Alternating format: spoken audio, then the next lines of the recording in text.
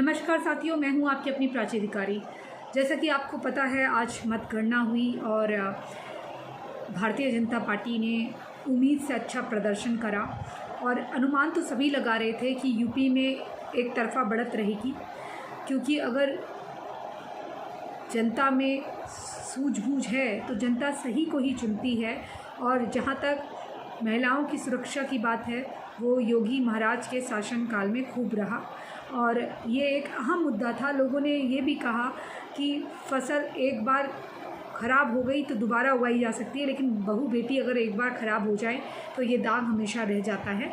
ये मानते हुए लोगों ने भी, जो किसान आंदोलन के पक्ष में या विपक्ष में जो भी थे, उन्होंने भी कहीं ना कहीं बेटियों के चलते ये वोट जो है एक तरफा योगी महाराज को दिया। और कई लोगों ने सपा के शासनकाल को याद करते हुए कहा कि हमें उस तरह की गुंडागर्दी नहीं चाहिए कि हम गले का पैसा लेकर शाम को कहीं जाएं तो हमें रास्ते में ही छोटे छोटे लड़के लूट घसूट लें और गाली गलौज करें और अपशब्द कहें और एक सम्मान से जीने का हक हमसे छीन ले। और यहाँ तक कि जो बहुत गरीब तबके के लोग थे, उन्होंने शिकायत भी करी, पर उन्होंने कहा कि हमें कॉलोनी बना के दी है और एक सोसाइटी जैसी बना के दी है, हम इज़्ज़त से अपने घरों में रह रहे हैं और राशन तो मिलता ही है, लेकिन आज अगर हम जाते हैं थाने तो मजाल है दरोगा की कि हमारी ना सुने। ये उनके कहने का ढंग था, लेकिन उनके कहने का मतलब ये था कि आज हमारी सुनवाई होती है। ये तो रही यूपी की बात। बहुत बहुत बधाई हो यूपी वासियों को और हम सबको जो एक राम राज्य के तरीके का शासन चाहते हैं।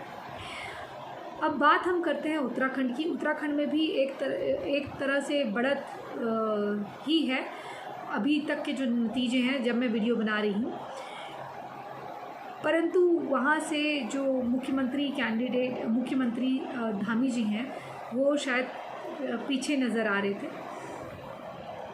देखिए, जनता का जो भी मैंडेट हो, लेकिन अगर थोड़ा सा भी जनता में सूझबूझ रही तो वो सही को चुनेगी। क्योंकि उन्हें याद करना चाहिए, कांग्रेस के यही हरीश रावत जी, जिनको वो वोट देकर जिताने का मन बना रही है, उनकी लुभावनी बातों को सुनकर उत्तराखंड की जनता को ये गलती बिल्कुल नहीं करनी चाहिए कि कोई ये पत्थर की लकीर थोड़ी ना कि 1 साल ये सरकार रहेगी, 5 साल ये सरकार रहेगी कांग्रेस की, तो 5 साल बीजेपी की रहेगी। अगर बीजेपी अच्छा काम कर रही है तो उसको समय दीजिए। एक ही दिन में 5 साल ज़्यादा नहीं है कि वो उसे पूरा संभाल ले। कांग्रेस के पास तो बहुत सारे शासनकाल रहे, लेकिन उन्होंने उस समय उसका फ़ायदा क्यों नहीं उठाया। अगर बीजेपी के पास 5 साल थे तो उसे और 5 साल आपने देने चाहिए और एक मौका देना चाहिए, क्योंकि केंद्र में भी बीजेपी की सरकार है। क्यों ना अच्छी पॉलिसीज़ लेकर आए, सबका साथ सबके विकास के साथ आए। आपको याद रखना चाहिए मित्रों, ये वही कांग्रेस की सरकार है जिसने जुम्मे के लिए अलग से नमाज़ पढ़ने का वक्त तय कर दिया था, जिसने रियायत देनी शुरू कर दी थी सरकारी उसमें भी कि आप नमाज़ पढ़ने जाएंगे तो आपकी उस समय आपको एक्स्ट्रा टाइम दिया जाएगा। जबकि जब हम व्रत रखते हैं, कुछ चीज़ रखते हैं, तो उस वक्त कोई छुट्टी नहीं मिलती हमें। हम ये नहीं कहते कि हमें नवरात्रि में 9 दिन की छुट्टी दे दीजिए। जैसे लोगों के रोज़े ज़रूरी हैं, जैसे लोगों की और चीज़ें ज़रूरी हैं, हमारे भी चीज़ें बहुत ज़रूरी होती हैं, लेकिन हम देश की उन्नति में उन चीज़ों को आगे नहीं आने देते। कोई अगर सांस्कृतिक महत्व की चीज़ है जो पूरे भारत की है, क्योंकि भारत का मूल तत्व सनातन रहा है, यहाँ पर विदेशी चीज़ों की कोई जगह नहीं है। लेकिन जो एक नेशनल हॉलीडेज़ होता है, उसके तौर पर क्रिसमस की भी छुट्टी होती है, ईद की भी छुट्टी होती है, बस वो काफ़ी है। पर ये थोड़ी ना कि हर सोमवार को हम छुट्टी मांग रहे हैं कि आज भगवान शिव का दिन है, हमें भी ऐसे ही करना चाहिए फिर। तो ये हरीश रावत ने ये दिया, और ऊपर से भूमि जिहाद जो उत्तराखंड में बड़ा है।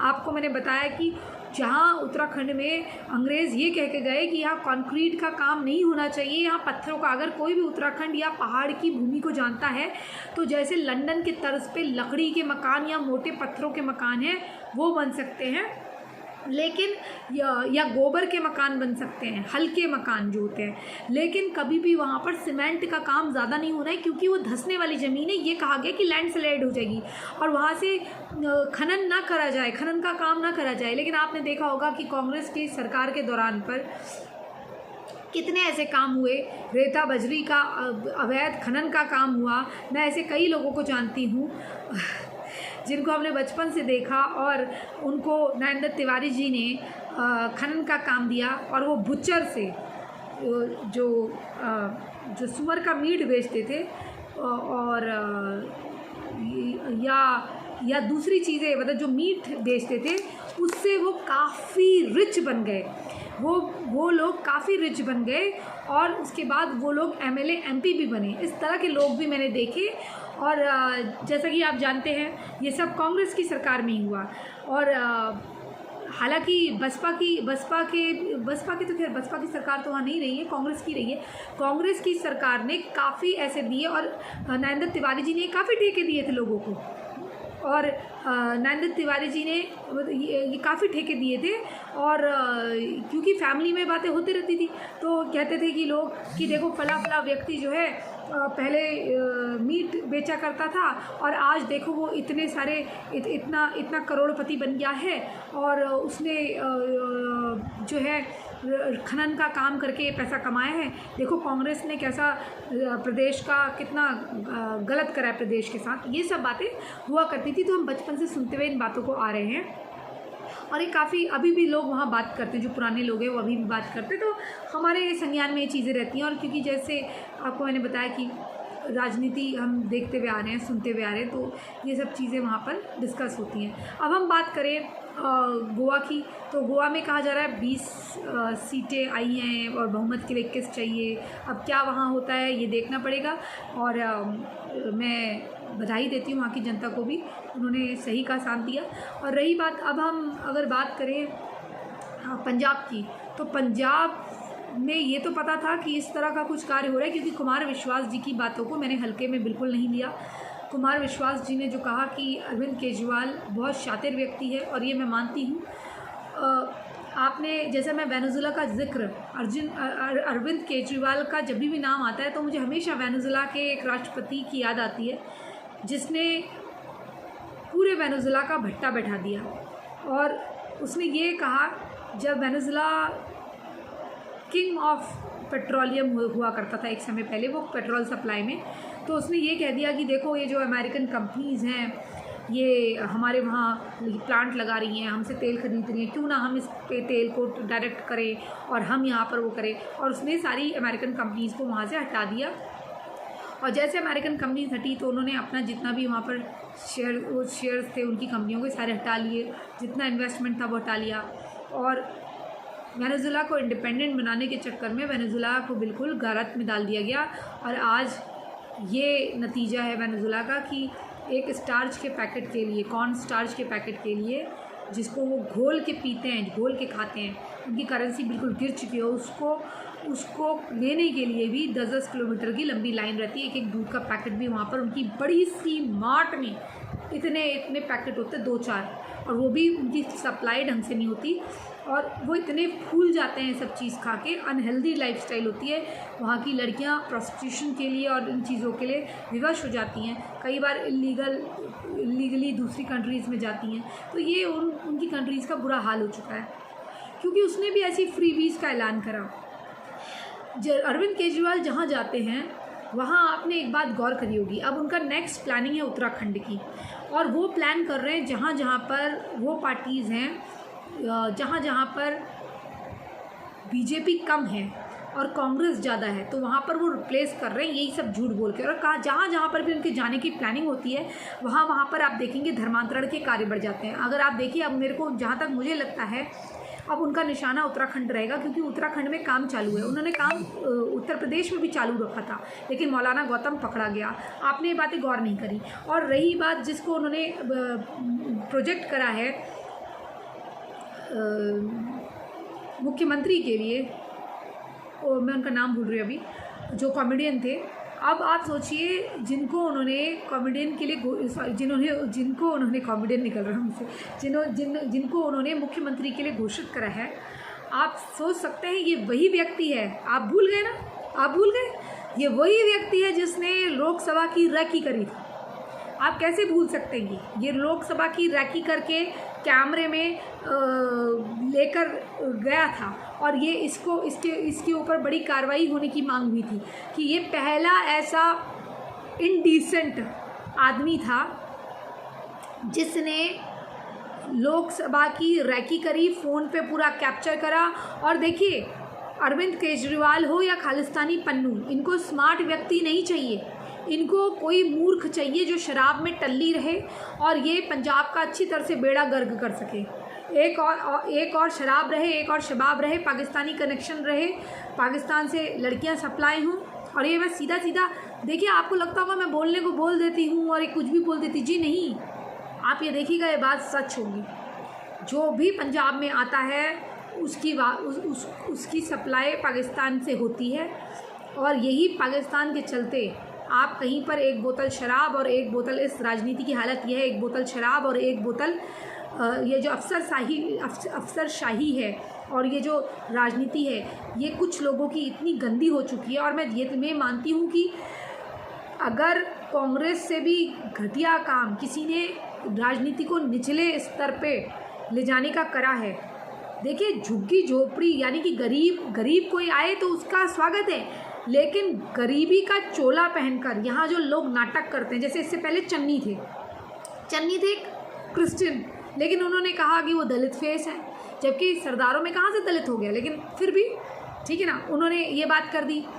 हालेलुया करते हैं आप, फिर आप जाते हैं जगह जगह पर, फिर आप ये बातें करते हैं और आप पकड़े जाते हैं। हेलीकॉप्टर में आप घूमते हैं और कई दशकों से, कई समय से आप एमपी का चेहरा रहे हैं, तो आप कौन से गरीब, ठीक है ना, गरीब तो वो होता है जो मजदूरी कर रहा होता है। जैसे सारंगी जो बीजेपी पे थे, वो आज भी झोपड़ी में रहते हैं। तो ऐसे गरीबों को बीजेपी उठा के लाती है। इसलिए नहीं कि मुझे बीजेपी से कोई प्यार है, कोई मोह, जो अगर बीजेपी भी गलत करेगी तो मैं उसके लिए भी बोलूँगी, लेकिन बीजेपी में अगर आप देखें तो उन लोगों को रिकग्नाइज़ करा जाता है, उन लोगों को पहचान दी जाती है, उनके अस्तित्व को खोजा जाता है जो बिल्कुल ही गरीब तबके से आए हों, लेकिन उनमें कुछ आम में ख़ास बात हो। जैसे आपने देखा होगा, एक विदेशी महिला थी, विदेशी महिला तो सोनिया गांधी भी है, लेकिन एक विदेशी महिला वो जो गौ सेवा में जुटी हुई हैं और अपना सब कुछ त्याग कर यहाँ वो गौ माता की सेवा कर रही हैं भारत में, उनको तक इनाम दिया गया। आपने देखा होगा आदिवासी हमारी जो महिलाएं हैं जो जंगलों में बिना कोई डिग्री के जंगलों का कार्य करी, उनको बीजेपी ने रिकग्नाइज़ करा, उनको बुलाया और पूरे भारत को एक करा, चाहे तमिलनाडु हो, आंध्र प्रदेश हो, तेलंगाना हो, कर्नाटका हो, केरल हो, कहीं उत्तर प्रदेश का कोई राज्य हो, बंगाल हो, कहीं का भी व्यक्ति हो, संतरे बेचने वाला हो, उन सब को बीजेपी ने रिकग्नाइज़ करा, जिन्होंने स्कूल बनाया, जो खुद अनपढ़ रहे लेकिन उन्होंने चाहा कि दूसरे पढ़े, हमारे आने वाली पीढ़ी पढ़े, तो ऐसे लोगों को रिकग्नाइज़ करके बीजेपी लेकर आई। लेकिन आप ये अन्य पार्टियों में नहीं देखेंगे। अन्य पार्टियों में कहा जाता है तो गरीब है। आपने राखी बिरलान को देखा होगा, एक MLA बनी थी। इन लोगों के पास इतना पैसा आ गया अचानक से। आपके जो लीडर, आप पार्टी के जो लोग थे, ये शराब बंद कराने जाते थे और शराब बंद कराने जाते थे खुद शराब पी के, कुछ ऐसे लोग भी थे।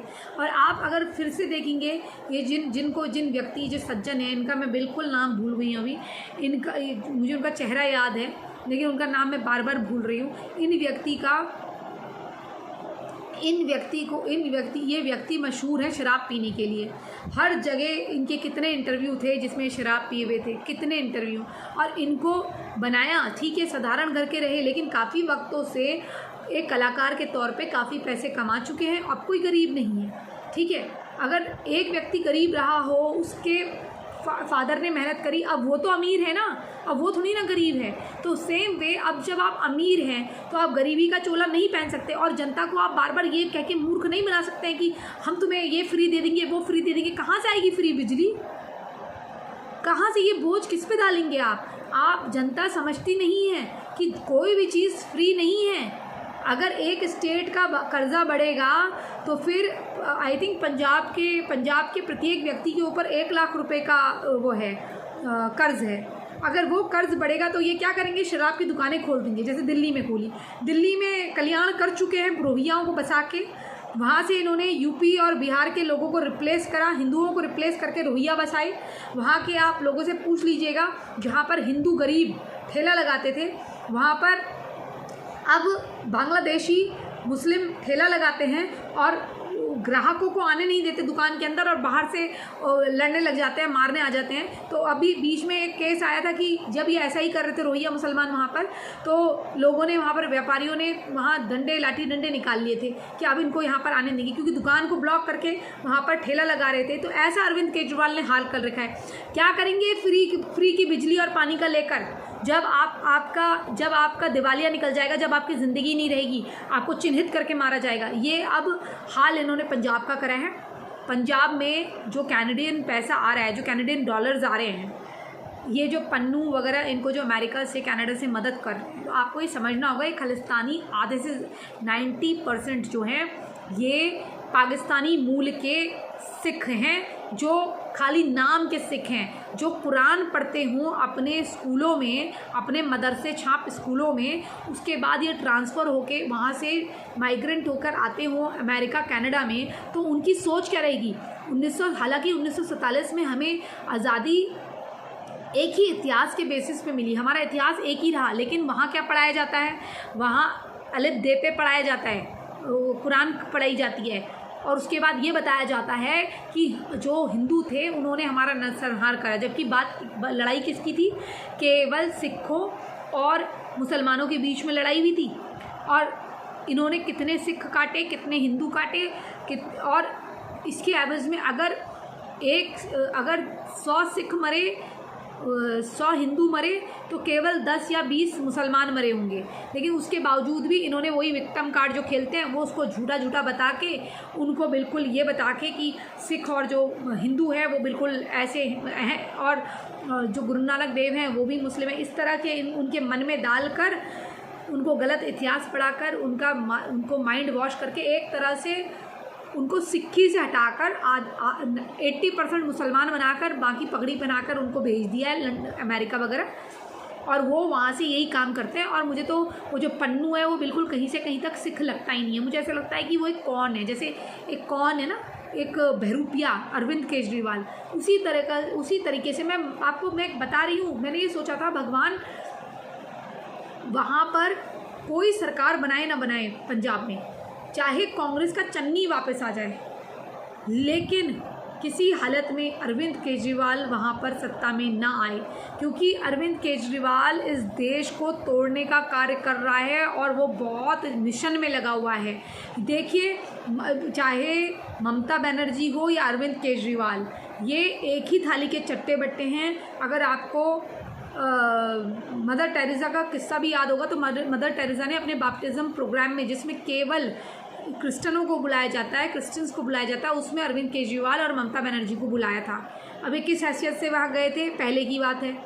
ऊपर से जो आदमी ईमानदारी से अपनी 3 साल भी जॉब नहीं कर पाया और तीसरे चौथे साल वो सरकारी भत्ते पर अमेरिका चला गया पढ़ाई के बहाने, और वहाँ से जब आया उसने कुछ लेफ्ट के संगठनों के साथ मिलकर वहाँ से ही इंडिया के विरुद्ध साजिश रचते हुए भारत आकर एक NGO खोला जिसका नाम परिवर्तन था। ये झुग्गी झोपड़ियों में जाया करता था, इसी तरह के कार्य करता था। और देखिए, जहाँ ये जाता है वहाँ पर क्रिश्चियन मिशनरी हो या ईसाई धर्मांतरण हो या मुस्लिम धर्मांतरण, ये कार्य बढ़ने लग जाते हैं। मौलाना गौतम कहाँ था? दिल्ली में था, और उसको ये सब कौन करवा रहा था, और रोहिंग्याओं को पैसे कौन बांट रहा था? अरविंद केजरीवाल का अमानुद्दुल्ला क्या अपनी जेब से पैसे बांट रहा था? नहीं, लेकिन 10-10 हज़ार रुपये बांट रहा था, कपड़े लत्ते दे रहा था, और अभी भी दे रहा है। बांग्लादेशी खुद कहते हैं जो हमारे हिंदुओं को मार कर आए हैं, वो भारत में रहते हैं, उनको फ्री बिजली और फ्री पानी दिया जा रहा है। किसके पैसे से? आपके मेरे पैसे से। और किस लिए? क्योंकि वो हमारे भाइयों को मार के वहाँ से आए हैं। किस लिए आए हैं? यहाँ पर दिल्ली दंगा करने के लिए आए हैं। अब यही चीज़ आप देखिएगा आगे आने वाले वक्त पे। और मैं आज आपको एक बात और बताते हुए जा रही हूँ, किसी भूल पे मत रहिएगा। ये आपने देखा होगा, इसकी जो एक बी टीम बन गई है। आज तक हम लोग सोचते थे इसकी बी टीम कांग्रेस है, कांग्रेस ने इसको शय ज़रूर दी है, लेकिन इसकी बी टीम है राकेश टिकैत। राकेश टिकैत, इसने एक ऐसा सफौला तैयार करा है जो फंड ले रहा है विदेश से, और इसके थ्रू वो फंड आ रहे हैं। और जो प्रधानमंत्री का काफिला रोका गया दोस्तों, उसमें कांग्रेस का 10% तो 90% केजरीवाल और राकेश टिकैत का हाथ रहा है। और मैं एक बार राकेश टिकैत को जेल जाता हुआ देखना चाहती हूँ। और राकेश टिकैत ने इतने सारे मर्डर और इतनी सारी जो चीज़ें करी हैं, वो सारा कत्था चिट्टा बाहर निकलना चाहिए। और अरविंद केजरीवाल को एक चीज़ और बतानी चाहिए, जो इनके आंदोलन में एक लड़की थी, दलित लड़की, वो कैसे मरी और वो लड़की कैसे मरी और उसका रोड एक्सीडेंट कैसे हुआ। और मैंने ये सुना था कि उस लड़की को जो टाँके लगे वो एक डेंटिस्ट ने लगाए। और वहाँ पर कई लोग जो आज इनके विरुद्ध हैं और जो इनके साथ थे, वो लोग वहाँ क्या कर रहे थे। मैं बहुत बड़ा आरोप लगा रही हूँ, ये देखना चाहिए। वो लड़की बहुत अच्छी लड़की थी, ये मैंने सुना, मतलब लेडी थी या लड़की थी, जो भी थी वो बहुत अच्छी थी। और एक वही थी जो इनसे कह सकती थी कि अरविंद तुम बीच में मत बोला करो, इस तरह का जो काम तुम लोग कर रहे हो मैं इसमें इंटरेस्टेड नहीं हूँ, मैं अपनी NGO में इंटरेस्टेड हूँ। और वो लड़की को रास्ते से हटा दिया जाता है। अब मैं किस लड़की की बात कर रही हूँ? क्या कॉल लड़की थी, वो लेडी थी और बहुत बोल्ड थी। और उसके भाई को इन्होंने MLA भी बनाया। उसके बाद उसके भाई को फंसा के दर की ठोकरें खाने के लिए छोड़ दिया गया। जो MLA रहा, जिसके पास कुछ नहीं बचा, जिसकी माँ आज भी बहुत बिलख बिलख के रोती है, जिसका केस चल रहा है, जिस लड़की को आज तक न्याय नहीं मिला, उसके साथ इन लोगों ने क्या करा। ये बहुत खतरनाक लोग हैं। अरविंद केजरीवाल सोनिया गांधी से भी खतरनाक आदमी हैं, आपको समझना होगा। ये बहुत ही महत्वाकांक्षी आदमी है, जो अपने बच्चों की कसम खा के पॉलिटिक्स में आया और नाना करते हुए सब कुछ डकार गया। ये वो आदमी है, इससे आपको बच के रहना चाहिए। और इस आदमी के जहाँ जहाँ पैर पड़ रहे हैं या जहाँ ये नज़र डाल रहा है, उससे पहले वहाँ धर्मांतरण के कार्य कर रहा है। उत्तराखंड भी आप देख लीजिए, 2nd नंबर उत्तराखंड का हो सकता है। और ये जो ममता बनर्जी ज़्यादा इतरा रही है, किसी दिन ममता बनर्जी के गढ़ पे भी ये कब्जा करेगा, कि इससे जितने भी देश को बांटने वाले लोग हैं, जो देश का विभाजन चाहते हैं, वो इससे कांटेक्ट करेंगे और कहेंगे कि भैया ममता बनर्जी तो खुद महत्वाकांक्षी हो गई, वो देश तोड़ नहीं रही है, तो एक काम करो, तो बंगाल में भी करो, हम तुम्हें वहाँ सपोर्ट करेंगे। अथाह पैसा आ रहा है, अथाह पैसा आ रहा है। और ये हर जगह फटाफट वहाँ धर्मांतरण के कार्य हो रहे हैं, हिंदुओं का सफाया हो रहा है। जहाँ जहाँ अरविंद केजरीवाल आएगा, वहाँ जिहादियों को भी पगड़ी पहना दी जाएगी, वहाँ धर्मांतरण के कार्य होंगे। कोई ईसाई बनेगा, कोई मुसलमान बनेगा, लेकिन एजेंडा यही रहेगा, पाकिस्तान का बैकअप, खालिस्तानियों का बैकअप। क्योंकि खालिस्तानी और खालिस्तानी और पाकिस्तानी ये एक ही हैं। ये वो वाला खालिस्तान नहीं है, वो खालसा पंथ नहीं है जिसकी स्थापना की बात सिख गुरुओं ने करी थी। ये दूसरा ही, ये देश तोड़ो वाली चीज़ें हैं।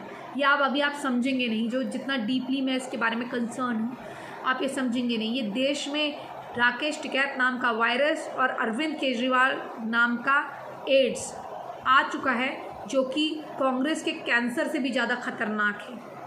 और ये फ्री की चीज़ें और ये लालच इतनी बुरी चीज़ है।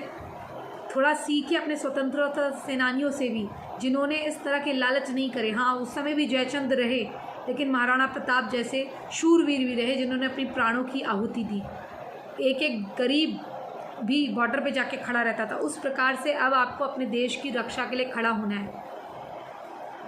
इसी संदेश के साथ मैं प्राची अधिकारी आपसे विदा लेती हूँ और आपको शुभकामनाएं देती हूँ कि आपने बाबा योगी आदित्यनाथ को फिर से चुनकर सुशासन की विजय कराई है। और मैं आशा करती हूँ कि अगर आपके राज्यों में चुनाव होंगे तो आप सही का साथ देंगे। कम से कम अगर ये पार्टी कुछ ना करे तो फिर भी देश के साथ गद्दारी नहीं करेगी, देश का विभाजन नहीं होने देगी, बस इतनी बात है। क्योंकि जहाँ जहाँ लेफ़्ट या कांग्रेस से जुड़ी मानसिकता के लोग आते हैं, इनकी A टीम B टीम आती है, वहाँ पर विभाजन के बीज होते हैं। बड़ी मुश्किल से हमने अपने खंडों को जोड़ के रखा है, इनको खंडित ना होने दीजिए। जय जय हिंद, जय जय भारत, वंदे मातरम, जय श्री राम, हर हर महादेव।